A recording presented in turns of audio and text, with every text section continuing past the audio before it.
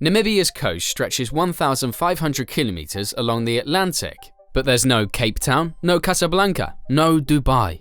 Just wind, waves, and the eerie emptiness of the skeleton coast. How can a country with such a vast and valuable oceanfront have barely any coastal development? Shouldn't ports, trade, and tourism have transformed this edge of Africa into an economic hub? The truth is far more complex and a little haunting. From bone-dry deserts to ghostly German towns and a sea that offers no mercy, Namibia's coast is as hostile as it is beautiful. Let's dive into the strange and stunning reality behind Namibia's missing megacities. Let's step onto Namibia's skeleton coast, a place Portuguese sailors once called the land God made in anger.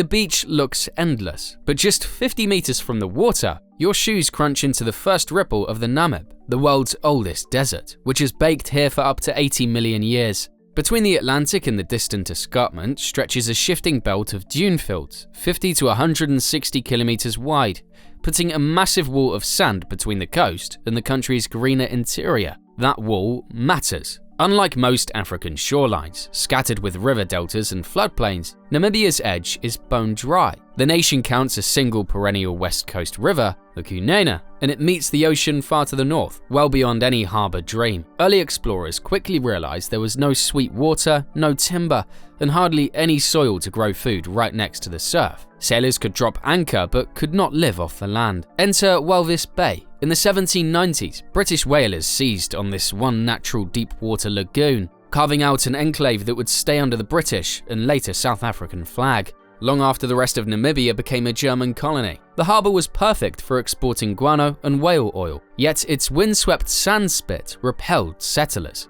Imperial Germany built Swakopmund 30 kilometers north, but trains hauling ore had to snake through dunes that buried the tracks every season. Businesses survived. Booming cities never materialized. Long before glossy brochures, the Nama called it Namib, the vast emptiness. Today's tourists see silence and beauty. Their ancestors saw survival. Here's the simple historical equation. Where the desert hugged the ocean, colonial administrators saw supply problems. Where the desert eased inland, they saw no harbour. The result is a coastline dotted with service towns, not metropolises.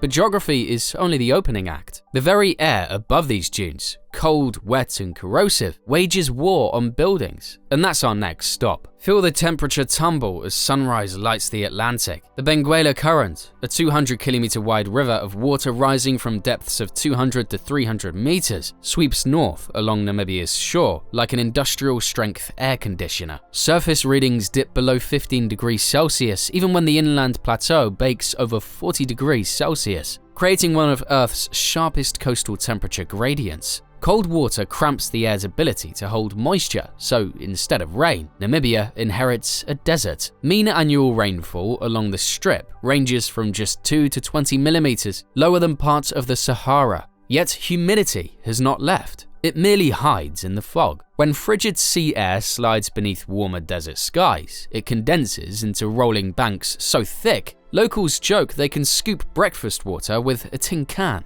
Scientific surveys count more than 180 fog days every single year, giving Namibia more cloud at ground level than London gets in the sky. That fog is a lifeline for beetles, lichen, and desert elephants, but a nightmare for pilots, sailors, and city planners. Try selling oceanfront condos when 180 days a year begin in corrosive fog that eats steel and blinds cranes. Construction schedules buckle under weather delays. The Namibian government now monitors the haze from automated masts because mist forecasts have sunk fishing boats before they even left the jetty. And the cold current has another trick. It starves the sky of rain but stuffs the sea with nutrients, turning Namibia into one of the planet's richest fishing grounds. Offshore thermometers often record 12 degrees Celsius in midsummer, while sand just 10 kilometers inland bakes at twice that reading. A temperature whiplash few ecosystems, let alone concrete, can gracefully absorb. You can insulate pipes, but you can't reason with salt fog. It gnaws through rebar and wiring, year after grinding year. So why don't booming port metropolises grow around that marine treasure?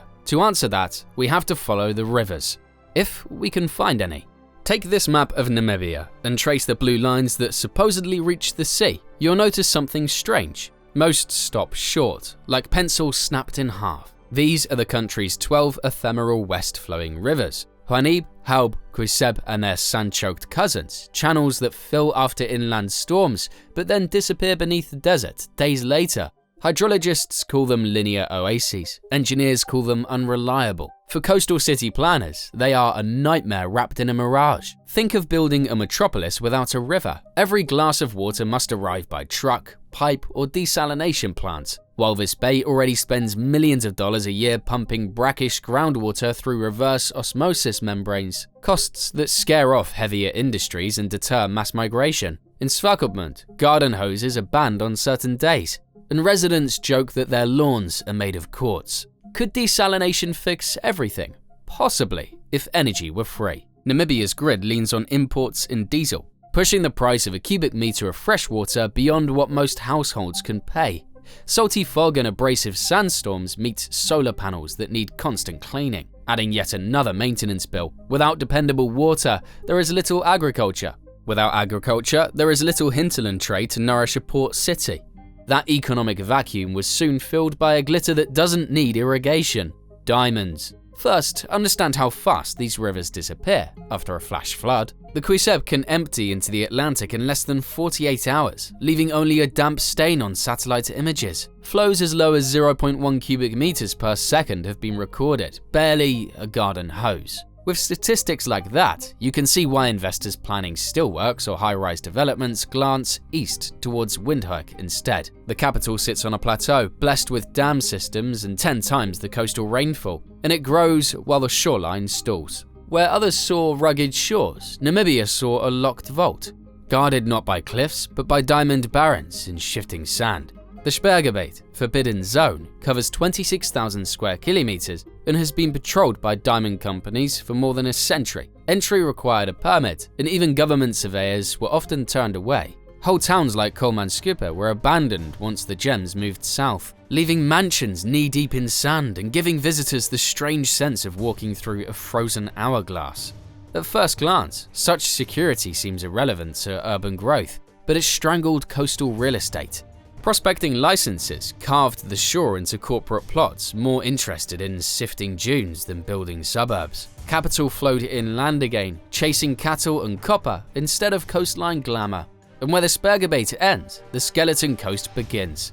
A 500-kilometer graveyard of shipwrecks, whale bones and fog-shrouded sandbars nicknamed Gates of Hell.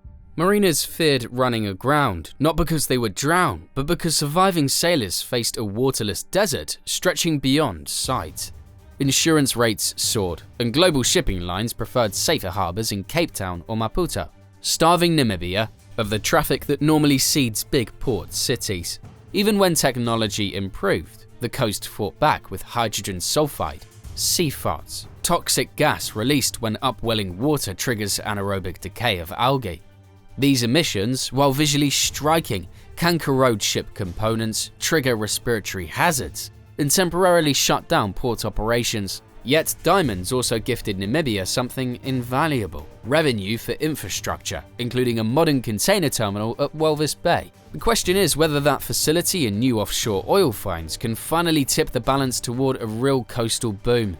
Listen for the horns of drilling ships assembling there right now, rewriting Namibia's economic map in real time for 2025. Drive into Walvis Bay today and you'll see cranes where flamingos once preened undisturbed. The new container terminal, built on an artificial island, can berth Panamax vessels and process 8 million tons of cargo a year, almost double Namibia's entire seaborne trade a decade ago.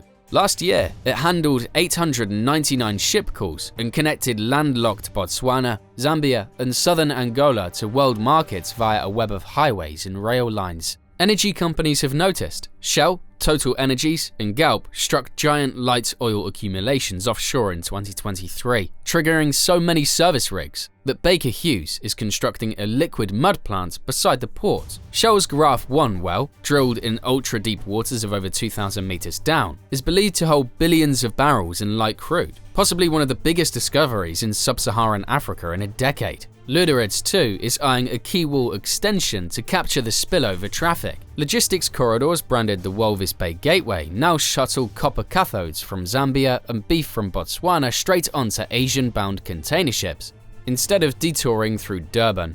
Population projections from the UN estimate Namibia will cross the 3 million mark this year, though official census confirmation is still pending. Yet Walvis Bay officially holds just over 100,000 residents, roughly the capacity of a European football stadium. But city fathers argue industrial jobs can lure migrants faster than sand can chase them away. The plan is bold: use oil royalties and diamond cash to power desalination plants driven by offshore wind, then pump water inland to green the barren Kwiseb Delta and free construction plots. Tourism is already proving the concept, with Svakopmund's guest houses booked months ahead by over 1.5 million annual visitors, eager to surf Atlantic swells in the morning and board slide down Big Daddy, a 325-meter dune in the afternoon, or just to experience the surreal edge where desert meets ocean. Yes, the desert crouches at the city limits like a cat about to pounce, but Namibians have learned to live with its hiss rather than flee its shadow. A century ago, it repelled settlers with thirst and shipwrecks. Today, it lures them back with oil rigs, container cranes, and sunsets that paint the dunes like fire. So what's your take? Should Namibia build cities on its shifting sands, or let the desert keep the ocean to itself? Let me know in the comments, and hit subscribe for more deep dive stories.